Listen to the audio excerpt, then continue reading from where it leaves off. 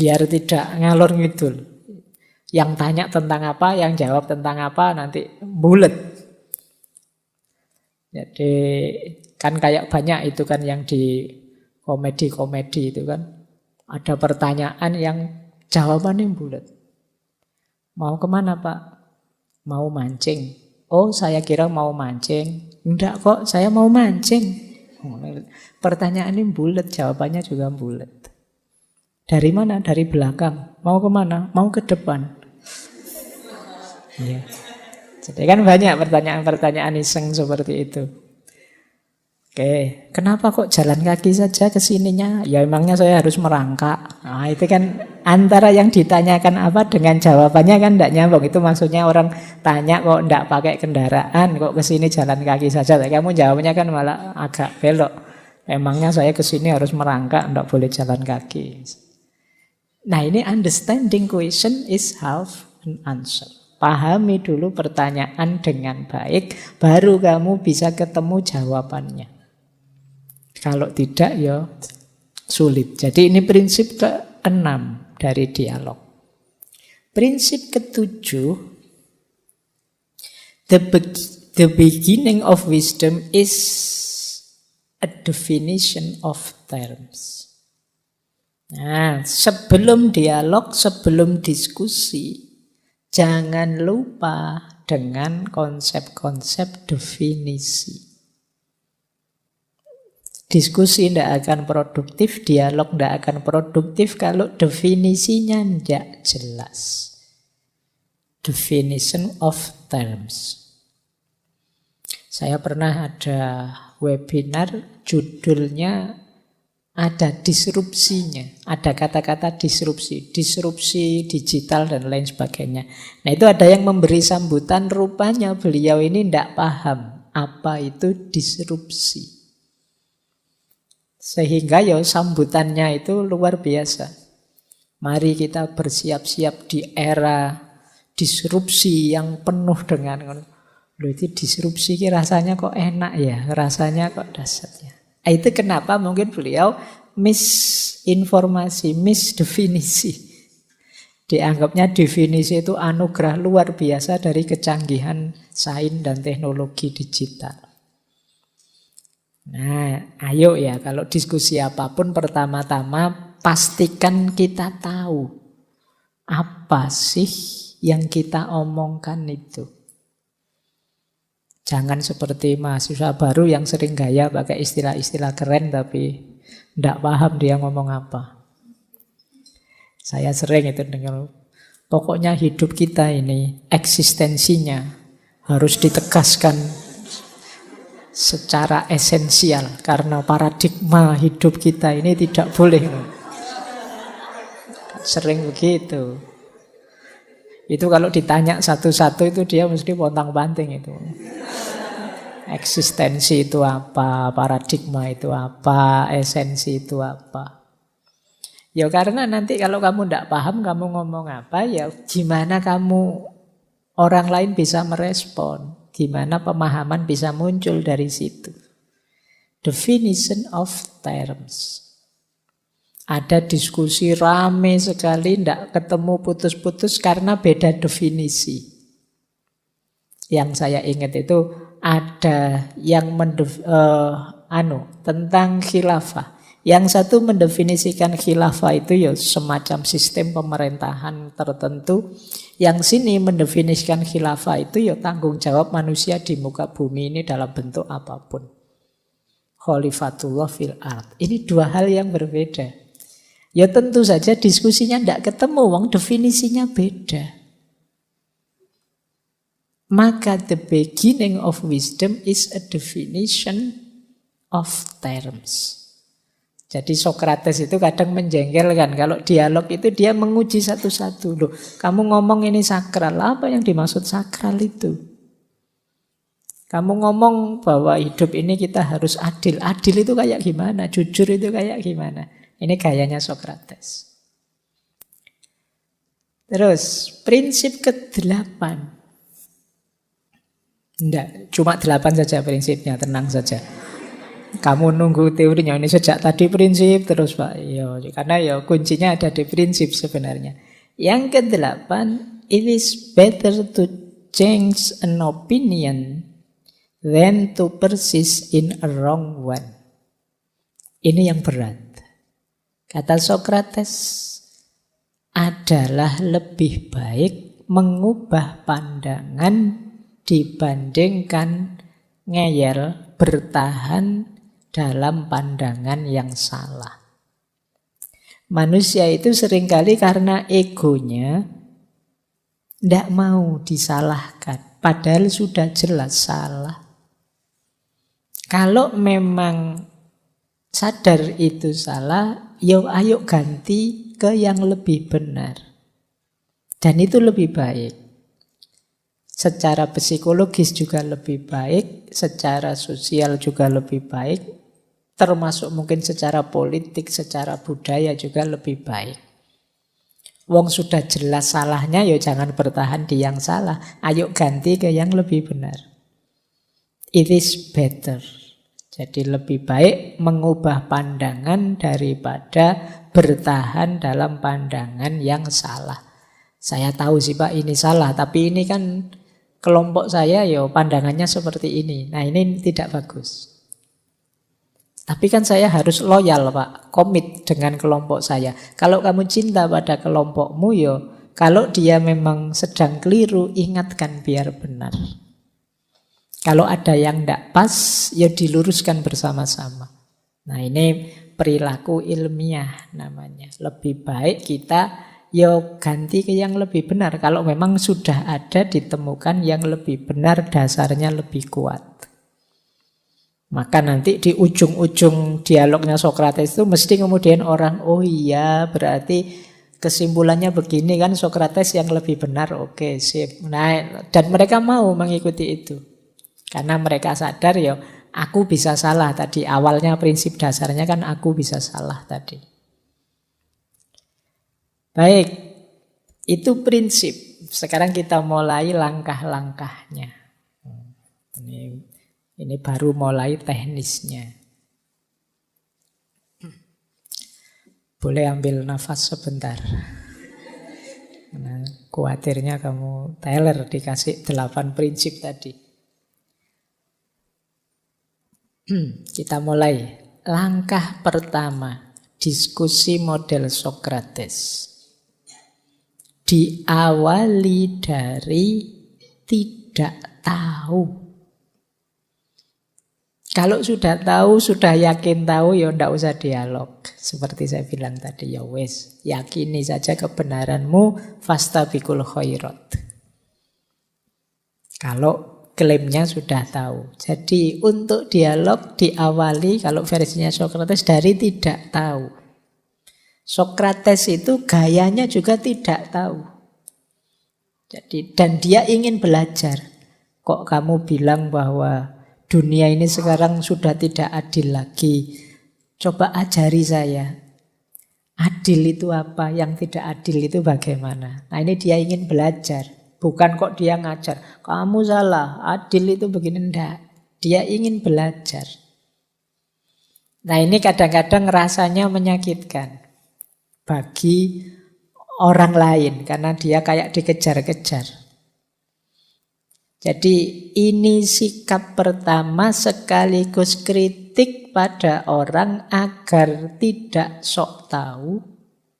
Kalau memang dia tidak tahu. Dan yang kedua agar kritis, tidak menerima begitu saja kebenaran yang dia anggap benar. Di zamannya Sokrates ini dipakai untuk menyerang banyak kelompok. Menyerang dalam tanda petik, mengkritisi banyak kelompok. Kepada para kosmolog zaman itu sebelum Sokrates itu banyak kosmologi. Orang memahami kosmos, kan teman-teman melihat ada apa sih hakikatnya kosmos itu, alam itu. Ada yang bilang hakikatnya air, ada yang bilang hakikatnya udara, ada yang bilang hakikatnya 4 unsur, ada yang bilang hakikatnya cinta, dan lain sebagainya. Itu filosof-filosof sebelum Sokrates. Itu disindir oleh Sokrates. kok yo memahami manusia, memahami alam yang kompleks ini hanya dibatasi di alam fisik saja.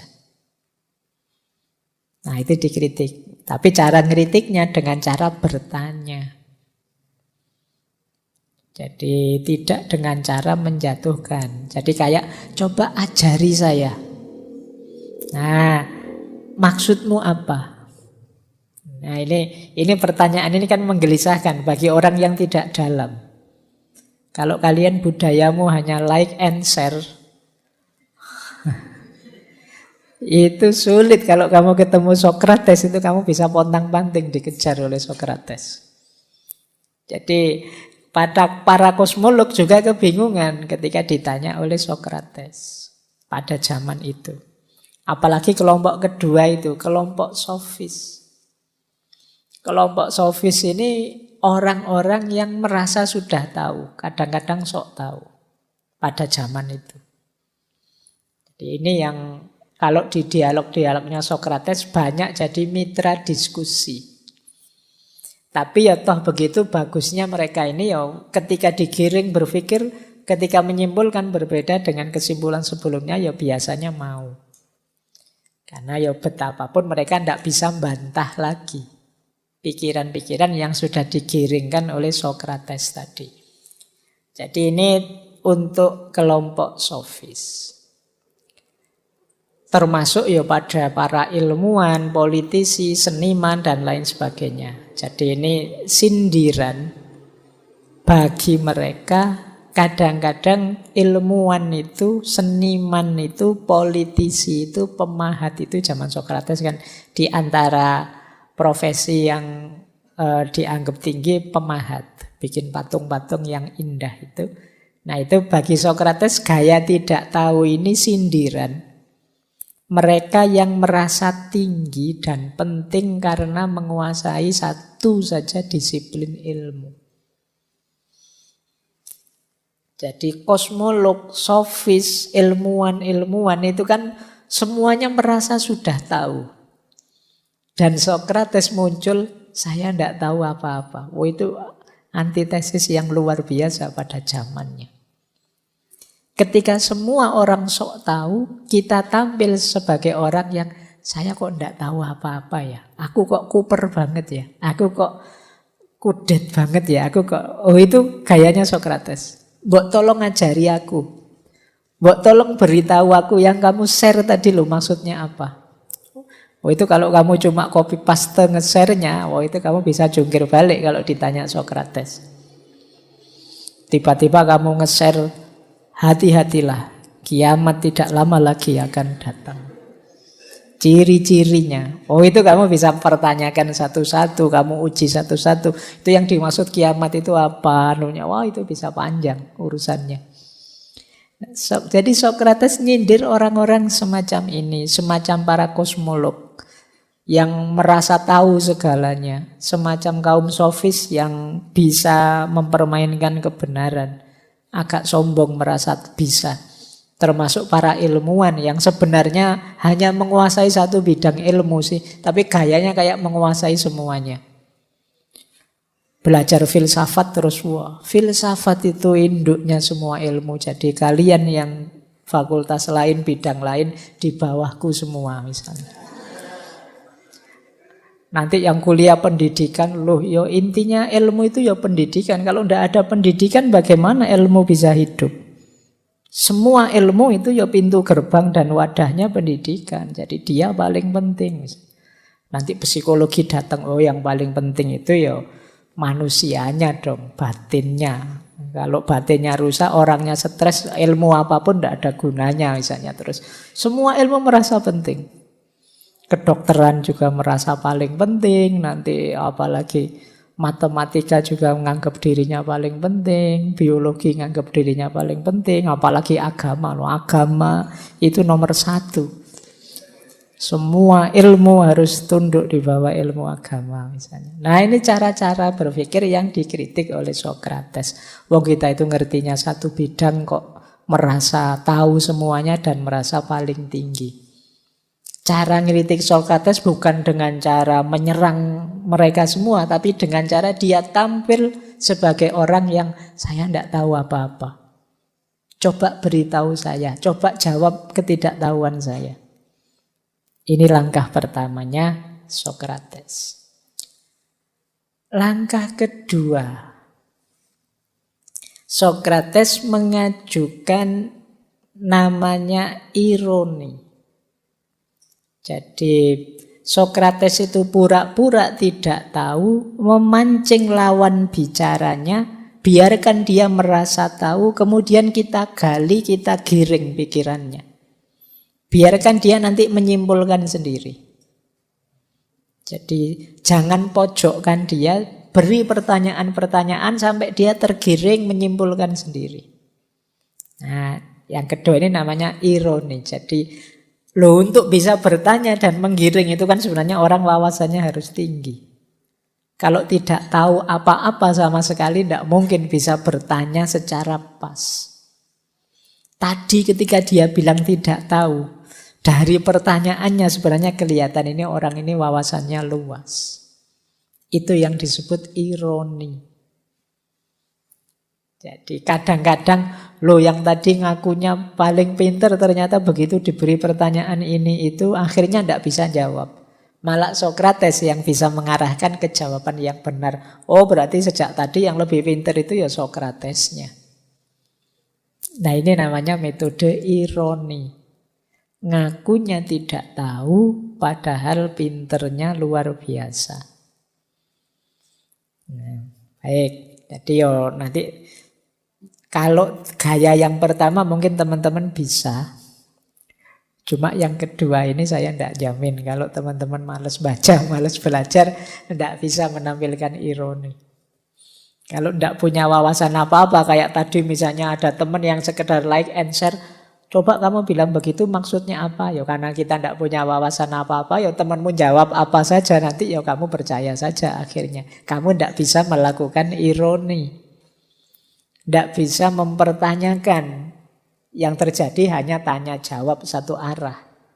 Untuk bisa seperti Sokrates ini yang bolak-balik, kemudian justru dia yang mengarahkan diskusi itu ya kamu tidak blank sama sekali. Kamu punya wawasan-wawasanmu sendiri tentang bidang itu.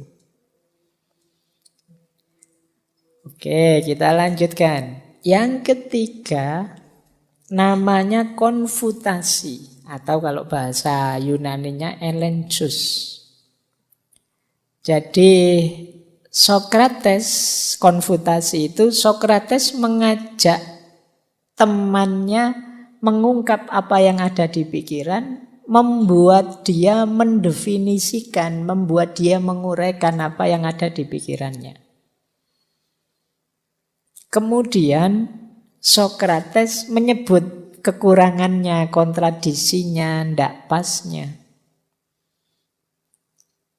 Oh, definisimu begitu tentang keadilan. Definisimu yang seperti itu ndak cocok kalau dalam situasi ini. Jadi dengan bantahan-bantahannya Sokrates ini orangnya terus sadar. Berarti yang belum tahu itu aku. Nah ini pinternya Sokrates. Orang jadi terpojok sampai dia sadar. Ternyata aku yang belum tahu. Padahal selama ini aku merasa sudah tahu. Jadi setelah dihadapkan pada ironi, sekarang orang itu sendiri sadar dari bantahan-bantahannya Sokrates. Biasanya Sokrates memberi contoh-contoh, memberi ilustrasi-ilustrasi. Yang membuat orang ini sadar, berarti tidak begitu. Aku belum tahu berarti. Itu yang disebut konfutasi, langkah ketiga. Barulah yang keempat, maiotika. Kebidanan tadi bareng-bareng melahirkan kebenaran. Jadi setelah orangnya sadar dia tidak tahu, terus Sokrates mengarahkan pelan-pelan sehingga kemudian ditemukan definisi bersama, kebenaran bersama. Jadi ini seperti bidan tadi. Jadi manusia itu seperti orang hamil. Sokrates yang membantu persalinannya sehingga bayinya bisa lahir. Bayi ini ya pengetahuan itu, kebenaran tadi. Jadi kenapa perlu bantuan? Sebenarnya orang ini tahu sudah, tapi belum bisa merumuskannya, belum bisa meramunya. Itu seperti orang yang sedang hamil, tapi sulit melahirkannya. Dalam banyak hal kan teman-teman sudah tahu sebenarnya, tapi kalau disuruh menjelaskan tidak bisa. Jadi berarti apa? Tugasnya Sokrates itu maiotika tadi. Seperti seorang bidan, nuntun sampai kelahirannya lancar. Itulah sebenarnya tugas utamanya filosof. Tidak sekedar minteri orang, menceramahi orang, bikin orang stres dan ruwet. Tapi membantu orang menemukan kebenarannya. Dan ini menurut saya menarik karena kadang kebenaran itu di level tertentu sifatnya kontekstual. Jadi tidak kemudian tiba-tiba saya datang pada kalian terus menceramahkan kalian harus jadi orang yang sabar ya, jadi orang yang tawakal ya, tanpa ngerti situasimu. Jadi kalau saya tahu situasimu mungkin saya tidak akan menasehatimu sabar. Maka biar saya tahu apa, jangan kesusu memberi obat sebelum tahu penyakitnya. Berarti apa? Ya dialog tadi. Saling mengungkap, saling membuka diri. Bahkan bila perlu saling memberi masukan. Sehingga ketemu, oh yang benar itu ini ternyata. Yang pas itu ini ternyata. Nah ini langkah puncaknya itu namanya maiotika, kebidanan. Bagaimana orang bisa melahirkan kebenaran sendiri. Setelah itu dia pulang dengan puas karena aku sudah menemukan kebenaranku. Jadi bukan didikte oleh Sokrates, tapi dia nemu sendiri kebenarannya. Ini yang khas dari seorang Sokrates. Baik. Nah, secara umum kemudian bisa kita ringkas ada beberapa variabel dalam metodenya Sokrates ini. Jadi kalau ada teman-teman yang ingin menggunakan metode ini, mungkin setelah ini mau ngumpul-ngumpul bareng di kafe mana, harus punya kualifikasi ini. Yang pertama apa? Harus punya minimal 3 sikap. Selain wawasan ya. Kalau wawasan itu pasti. Tanpa wawasan, tanpa pengetahuan sama sekali sulit menggunakan metodenya Sokrates ini. Sikap yang penting apa? Yang pertama rasa ingin tahu. Yang kedua terbuka. Yang ketiga menghargai apapun gagasan orang. Tidak menghakimi. Kalau Sokrates itu gayanya menghakimi, itu begitu temannya ngomong keliru langsung mesti disalah-salahkan. Wah kamu sesat kamu kok mendefinisikan kok seperti itu. Mesti langsung dibegitukan. Tapi Sokrates tidak, dihargai. Jadi diawali dengan oke, kalau memang menurutmu keadilan itu begitu, bagaimana kalau dalam kasus yang seperti ini ya? Nah terus dia mikir lagi. Ya kalau dalam kasus yang seperti itu ya mungkin begini. Nah tapi kan kontradiksi dengan definisimu tadi. Katanya tadi keadilan itu begitu. Nah ini gayanya Sokrates. Jadi dia tidak menghakimi. Sampai dia terus iya ya kontradiksi. Nah, berarti harus disempurnakan definisinya kemudian. Nah itu terus sampai ketemu sendiri. Itu gaya dia. Jadi menghargai pikirannya orang. Ya tentu saja yang paling dasar rasa ingin tahu. Jadi ini memang kunci ilmu, kunci filsafat itu rasa ingin tahu. Kalau rasa ingin tahunya mati ya tidak jadi berkembang ilmunya. Kalau mental kita mental, ala Pak sudah ndak usah tanya-tanya, semuanya baik-baik saja tanpa ditanya macam-macam, ya wis. Selesai urusannya. Tapi kan ndak ada peningkatan kualitas. Wong kita itu manusia pasti ndak sempurna, yang bisa kita lakukan menyempurna. Tambah baik, tambah baik. Sampai titik final ya ndak mungkin. Tapi kan justru kemuliaan kita ketika kita jadi baik, lebih baik, dan lebih baik. Itu antara lain kalau kita siap mengevaluasi diri. Berarti apa? Rasa ingin tahunya harus hidup. Mana yang lebih benar? Mana yang salah dari yang aku selama ini? Nah, kalau Sokrates levelnya tidak hanya untuk dirinya, tapi juga menemani yang lain, mempertanyakan diri dan menemukan kebenaran. Yang kedua tentu saja terbuka. Jadi pikiran yang terbuka. Tidak milih-milih referensi, tidak milih-milih sumber. Apapun yang datang diterima meskipun tidak ditelan begitu saja, ya dikritisi. Kamu pakai sumber ini, apa cocok? Kamu pakai referensi itu, apa ya cocok? Kamu pakai buku itu yang kamu pakai. Wong itu buku masak memasak kok dipakai untuk menyelesaikan problem politik misalnya.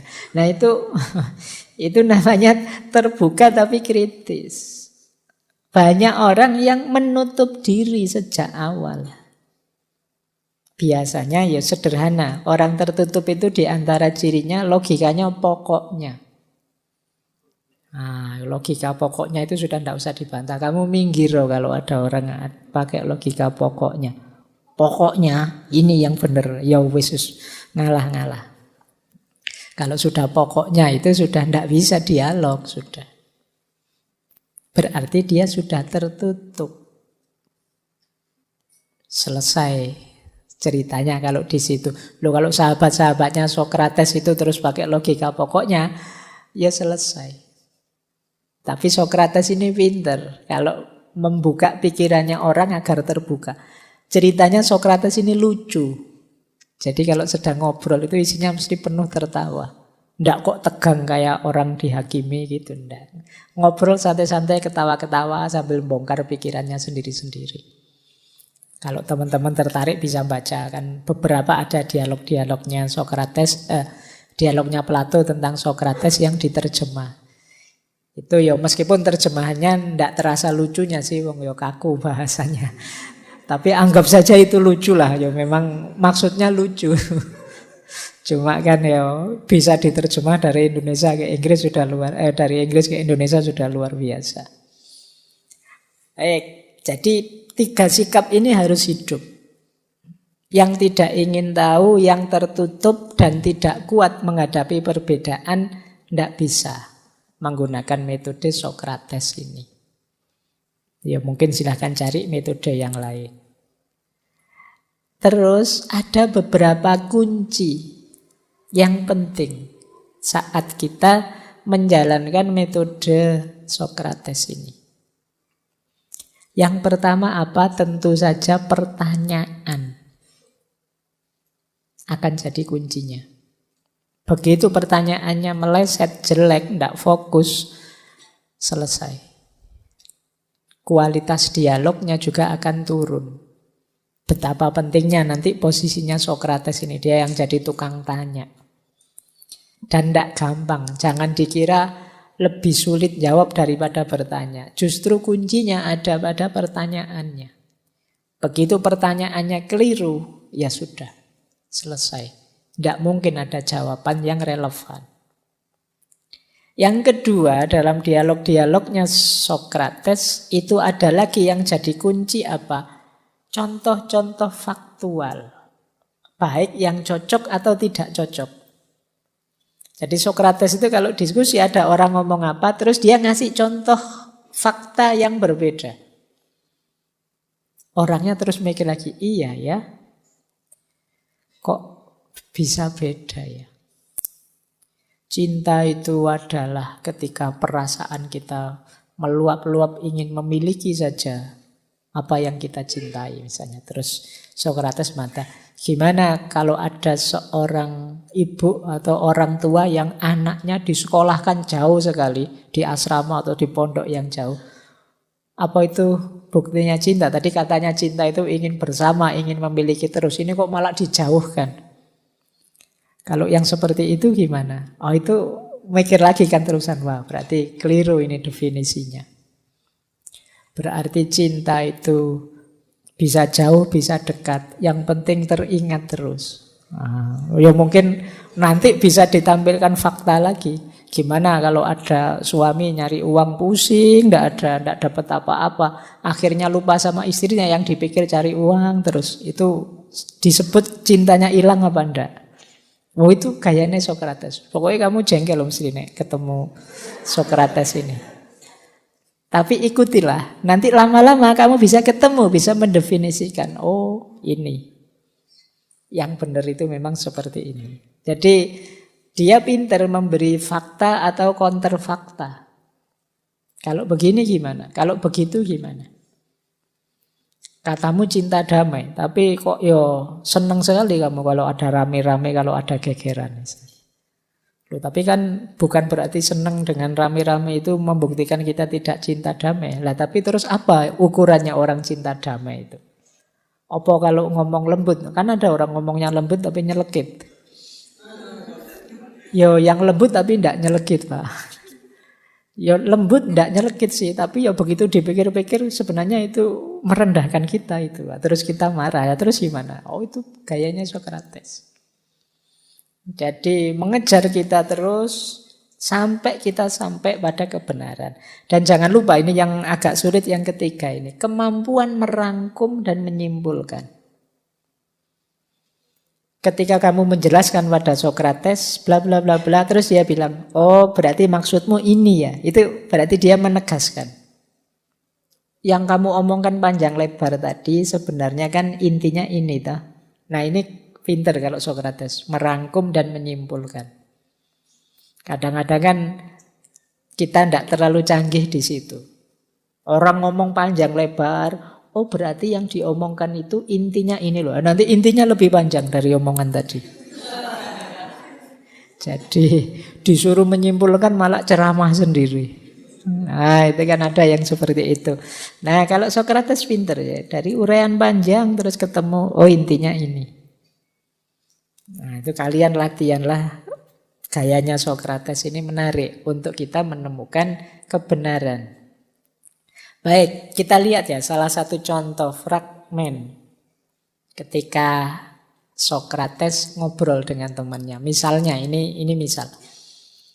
Misalnya satu ketika Sokrates tanya, apakah bohong itu sesuatu yang pasti buruk? Tentu saja. Tuhan pun memperingatkan kita bahwa bohong itu buruk. Apakah semua bohong itu buruk? Ya jawaban temannya ya tentu saja. Baik. Nah, ini yang fakta tadi. Bayangkan seandainya ada seorang ayah di hadapan anaknya yang sakit. Yang anak ini menolak minum obat. Akhirnya ayah tersebut menaruh obat di tempat anaknya biasanya minum. Terus waktu anaknya tanya, Pak ini isinya apa kok warnanya beda? Terus bapaknya bilang, ayahnya tadi bilang, oh ya ini minuman seperti yang kamu minum biasanya, enggak kecampur apa-apa, ya mungkin warnanya saja agak beda. Ini kan bohong.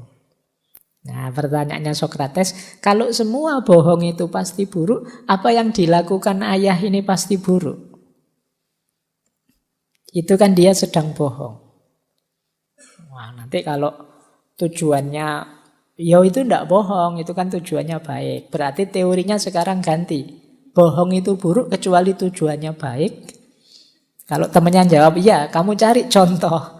Ada orang bohong yang tujuannya baik, padahal itu bohong. Suami pulang ke rumah, terus kamu selingkuh ya, padahal selingkuh. Terus dia bilang, enggak, kata siapa saya selingkuh. Tujuannya apa kok dia bohong? Biar keluarganya terjaga. Jadi biar tidak ada rame-rame, tidak ada kasus menghancurkan keluarga, nanti nama baik keluarga besar juga jatuh. Saya tak bohong sajalah. Apa memang begitu? Bahwa bohong itu buruk kecuali tujuannya baik. Ataukah tujuan yang baik ini perlu diklasifikasi lagi? Atau seperti apa? Nah, di sini kamu mulai puyeng sekarang kan mendefinisikan apa itu bohong. Jadi ini gayanya Socrates. Oke, nanti bisa kamu praktekkan kalau ingin membuat stres orang itu kamu. Tapi ini perlu kecanggihanmu punya banyak fakta data yang luas. Makanya saya bilang tadi ya kamu harus wawasanmu luas untuk bisa melakukan ini. Tapi dengan cara ini pelan-pelan kamu ketemu definisi yang utuhnya, kebenarannya yang sifatnya universal. Itu yang dicari oleh Socrates. Kalau ini konkret, saya potong dari dialognya dengan Euthyphro. Ini saya potong tentang kesucian. Ini kan menarik. Kita itu kan tiap hari juga sering ngomong kata-kata suci. Suci itu apa sih? Gitu. Kalau kamu tak tanya itu mesti ya bingung. Misalnya Al-Quran itu sering kita sebut kitab suci. Yang suci dari Al-Quran itu apanya? Itu kamu harus bahas. Sama ndak kata-kata kitab suci dengan di depannya kamar mandi sana ada tulisan batas suci. Nanti ada mahasiswi bilang aku masih suci. Ayo, definisimu tentang suci itu apa? Sama ndak dengan sakral misalnya? Atau itu hanya beda kata saja atau apa? Ya makanya dia tanya begini. Ini setelah tanya definisi dia bilang, kan Socrates minta contohnya suci apa? Kata Socrates sekarang begini, saya ndak memintamu untuk memberi contoh kesucian itu apa. Tetapi coba identifikasi sesuatu itu disebut suci kalau bagaimana. Kan ada yang kamu sucikan, ada yang tidak kamu anggap suci. Yang kamu anggap suci itu cirinya apa, yang tidak suci itu cirinya apa. Selain tadi macam-macam jenis suci tadi. Pasti ada karakteristik yang dimiliki oleh semua benda suci sehingga dia disebut suci dan karakteristik yang membuat benda itu tidak suci atau najis. Nah, coba beritahu saya cirinya apa. Sampai di sini kita bisa lama diskusinya. Terus sahabatnya jawab, yo intinya beginilah, sesuatu itu suci ketika dicintai, diinginkan oleh dewa-dewa. Dan sesuatu yang dibenci oleh dewa-dewa itu najis. Kata Euthyphro, saya kira begitu. Wah, bagus sekali pendapatmu Euthyphro. Ini muji sebenarnya, itu bagian menggaris. Padahal itu sebenarnya mau menjatuhkan. Jadi dipuji dulu, ditinggikan dulu. Wah, sekarang kau memberikan jawaban yang aku inginkan. Ayo sekarang kita uji ya.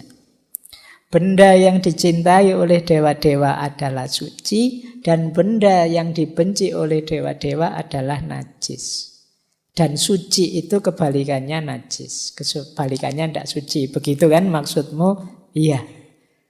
Nah, padahal sebelumnya, ini di pendapat sebelumnya, Euthyphro bilang ada beberapa hal yang dibenci oleh dewa ini tapi disukai oleh dewa itu. Jadi mungkin kalau dewa laut itu sukanya ini, tapi ini yang disukai oleh dewa laut itu dibenci oleh dewa petir. Nah, itu penjelasan Euthyphro sebelumnya. Nah, di sini terus kelihatan jadi inkonsisten. Lah bagaimana kalau ini suci menurut dewa A tapi tidak suci menurut dewa B? Benar suci enggak? Suci itu ada di barangnya atau di pikiranmu? Itu gayanya Socrates sudah. Kamu kalau ingin cepat pinter, coba pakai gaya ini diskusinya. Jadi diskusi yang berpikir. Ada bahan oke, tapi bahan itu referensi, bukan untuk dikutip saja. Karena kadang mahasiswa itu kalau diskusi merasa sudah tuntas kalau sudah ngutip pikirannya orang-orang besar. Sejauh yang saya tahu, Socrates itu bilang begini. Itu nanti terus kamu, temanmu tidak berani bantah sudah ada kutipannya Socrates, saya tidak berani. Itu strategi yang pernah dulu saya pakai zaman saya mahasiswa, itu ada lomba debat P4 yang antar mahasiswa baru. Wah, waktu debat itu yang lain pakai argumen canggih-canggih, saya ngutip tapi ngawur. Ini saya baca menurut pendapatnya Gus Dur di tulisannya, padahal Gus Dur enggak nulis itu sih. Tapi teman-teman yang lain mendengar referensi dari Gus Dur, dari Nurholis Majid, ngeri sudah. Wah, ini mesti kelas tinggi ini. Saya nyerah ini mesti. Jadi kamu lebih terpesona oleh rujukan-rujukan, kutipan-kutipan, bukan kemampuan analisisnya. Nah, ayo latihan jadi kayak Sokrates ini. Latihan mengelola data, mengelola ide untuk membantu kita sampai pada kebenaran. Ini gayanya Sokrates. Baik. Nah, mungkin masih ada 2 slide lagi. 6 pertanyaan gaya Sokrates. Ini nanti konsep pertanyaannya Sokrates ya. Yang pertama apa? Menyelidiki implikasi dan konsekuensi dari yang disampaikan orang. Misalnya bertanya, apakah ini masuk akal? Yang kamu sampaikan ini rasional enggak sih? Masuk akal enggak sih? Argumennya apa? Alasannya apa kalau masuk akal? Ini namanya membahas implikasi. Yang kedua, apakah data yang kamu sampaikan itu cocok enggak dengan tema kita? Karena kadang-kadang ada yang memberi argumen, memberi data yang enggak nyambung, enggak relevan. Maka ditanyakan juga kesesuaian antara pernyataan dengan kenyataannya. Yang kamu omongkan ini faktanya mana? Faktualnya mana? Dan ditanyakan juga yang terakhir konsekuensi dari pernyataan itu. Kamu berani ngomong seperti itu, sudah mempertimbangkan enggak konsekuensinya apa? Ya konsekuensi itu ya enggak harus konsekuensi faktual, konsekuensi logisnya juga. Karena kamu menyimpulkan bahwa ini adalah itu, berarti yang berhubungan dengan itu berarti juga salah. Nah, ini namanya konsekuensinya. Jadi karena berani diputuskan misalnya bahwa rokok itu sesuatu yang merusak, bisa tidak disimpulkan konsekuensinya semua yang berhubungan dengan rokok adalah hal yang negatif. Nah, itu kan namanya konsekuensi. Jadi tidak sekedar sesuatu itu, tapi relasi jauhnya juga harus dihitung konsekuensinya. Karena kamu bilang bahwa kuliah yes, pacaran no misalnya. Coba kamu hitung konsekuensinya. Berarti kalau ada cowok ganteng atau mahasiswi cakep seperti apapun nembak ke kamu, kamu mesti nolak ya. Konsekuensinya kan itu, karena pacaran itu no. Kamu mesti tidak ingin kuliah sambil pacaran. Berarti kalau ada urusan apapun, kalau itu berhubungan dengan kuliah, ya kuliahmu kamu nomor satukan, yang lain minggir dulu apa begitu. Itu namanya konsekuensi. Misalnya kalau kamu tadi bilang kuliah itu nomor satu, kalau orang tua gimana? Orang tuamu meminta sudah tidak usah kuliah saja, pulang saja, duitnya bapak habis misalnya. Itu kan ini namanya konsekuensi dari pernyataan. Apa iya begitu? Yang kedua, gayanya Sokrates juga kadang-kadang mempertanyakan pertanyaan. Kalau ada orang tanya, terus dia tanya. Ini kayak saya lupa berapa waktu yang lalu ada kasus, kenapa kok kamu tanya itu? Jadi, menurutmu mengapa kok aku menanyakan ini? Apa maksud pertanyaan itu? Karena kadang-kadang ada pertanyaan itu yang ingin tahu, ada pertanyaan mempertanyakan, ada pertanyaan retoris, ada pertanyaan, ini harus tegas dulu. Kamu ini memang bertanya, ingin tahu atau nguji aku? Atau retoris, sebenarnya jawabannya sudah jelas atau apa? Ini namanya mempertanyakan pertanyaan. Jadi kan kadang-kadang di dialognya Sokrates ketika dia tanya ke temannya balik tanya. Lah kalau menurutmu gimana kok kalau ini salah terus? Nah, dia tanya, wong aku tadi tanya ke kamu kok balik tanya ke aku. Maksudnya pertanyaanmu itu apa? Kamu nyerah, tidak bisa jawab lagi atau apa? Ini namanya mempertanyakan pertanyaan. Terus mengklarifikasi konsep. Ini tadi sudah dijelaskan ya. Term-term konsep definisi itu harus tegas dulu. Apa maksudnya, apa definisinya? Apa hubungannya dengan yang kita bicarakan? Kemudian pertanyaan-pertanyaan asumsi. Orang berpikir itu kan biasanya ada asumsinya. Kalau tidak ada asumsinya kita tidak bisa berpikir jauh. Asumsi itu hal-hal yang jangan dibantah. Kalau dibantah nanti bangunan argumennya gagal. Itu kan asumsi. Sosiologi misalnya mengasumsikan manusia itu makhluk sosial. Selalu butuh orang lain. Ini asumsi. Nah, ketika kita membahas sesuatu asumsinya apa? Kayak kita ini ngaji filsafat, asumsinya ya berpikir itu mutlak. Filsafat itu penting. Ini namanya asumsi-asumsi. Yang tidak ditanyakan lagi. Nah, dalam setiap bangunan argumen selalu pasti ada asumsi. Kemudian pertanyaan untuk